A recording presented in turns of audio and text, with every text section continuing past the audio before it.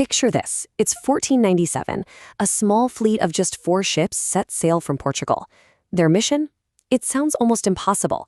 Sail all the way around Africa to reach India by sea. What they didn't know was that the success of this single crazy voyage would completely rewrite the maps and kick off a whole new era of global empire and trade. So, how on earth did one journey change the course of history forever? Well, let's dive in. So that's the big question, right? How did this one journey, a journey filled with incredible danger, sickness, even some serious diplomatic screw-ups, somehow managed to completely shift the global balance of power? That's what we're going to explore today, tracing those massive ripples that spread out from the wake of Vasco da Gama's ships. We're going to break this down into 4 main parts. First up, we'll look at the mission itself, why they even tried something so audacious. Then, we'll cover the absolutely perilous journey around Africa. After that, the tense and kinda awkward first contact in India. And finally, we'll get into the voyage's brutal but completely world-changing legacy. Okay, so let's start with the mission. And you have to understand, this wasn't just some casual exploration for the sake of discovery. No way. This was a calculated, high-stakes geopolitical move, ordered directly by the King of Portugal, with one goal in mind: to seize control of the most profitable trade on the entire planet. Here's the thing you gotta get. The spice trade was basically the oil business of the 15th century.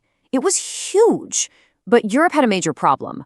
All the land and sea routes were completely controlled by Muslim and Venetian merchants, and they marked up the prices for things like pepper and cloves to insane levels. So, Portugal's King Manuel I had a brilliant, if risky, idea. Find a direct sea route, cut out the middlemen entirely, and claim all those massive profits for Portugal. And make no mistake, this was a massive, state-sponsored undertaking. It was planned down to the last detail. They put together a fleet of 4 ships, including 2 big heavy-duty sailing vessels called naus, which were captained by Vasco da Gama and his own brother. With a crew of about 170 men, sailors, soldiers, even priests, they set sail from Lisbon on July 8, 1497, heading straight into the unknown. Okay, so now the journey begins. And this is where things get really intense. As soon as they left familiar waters, they were quite literally off the European map. They were facing dangers that no one back home could even begin to imagine. And right away, we see the sheer boldness of Vasco da Gama's command. Instead of just hugging the African coast, which was the safer, known route, he did something radical.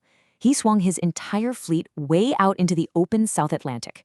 It was a huge gamble, all to catch better winds and avoid getting stuck. This move showed an incredible understanding of ocean currents, and honestly, it was key to their progress. After months at sea without even seeing land, they finally rounded the Cape of Good Hope in November. And from that point on, it was completely uncharted territory for Europeans. They slowly worked their way up the East African coast for the next several months before making that final, terrifying leap across the Indian Ocean. They finally arrived in India in May of 1498. That's an almost year-long journey just to get there. Now, how they were received in Africa was a real mixed bag, and it was absolutely critical to the mission. In places like Mozambique and Mombasa, the local Muslim traders saw them for what they were, rivals, and met them with total hostility. But then, in Malindi, they hit the jackpot. They found a friendly sultan who was not only welcoming, but, and this is the most important part, gave them an expert local pilot who knew the monsoon winds. That pilot was the key to crossing the Indian Ocean. With that expert pilot on board, they managed to cross the ocean in just over 20 days. Incredible. But arriving in Calicut, the legendary center of the spice trade, well, that wasn't exactly a victory lap. In fact, reaching their destination was the start of a whole new set of challenges. Let's just pause on this for a second. May 20th, 1498. After nearly a year of hardship, they had actually done it. They dropped anchor off the coast of Calicut. They were the first Europeans to ever reach India by sailing around Africa. It's one of those moments that literally pivots the entire axis of the world. You know, that first meeting with the local ruler, the Zamorin, was just a masterclass in how not to do diplomacy. Gama presented the gifts brought from Portugal, some basic woolen cloth, a few hats, wash basins, to the incredibly wealthy and sophisticated Indian court. These gifts were seen as pitifully cheap, almost insulting. It created tension right from the get-go.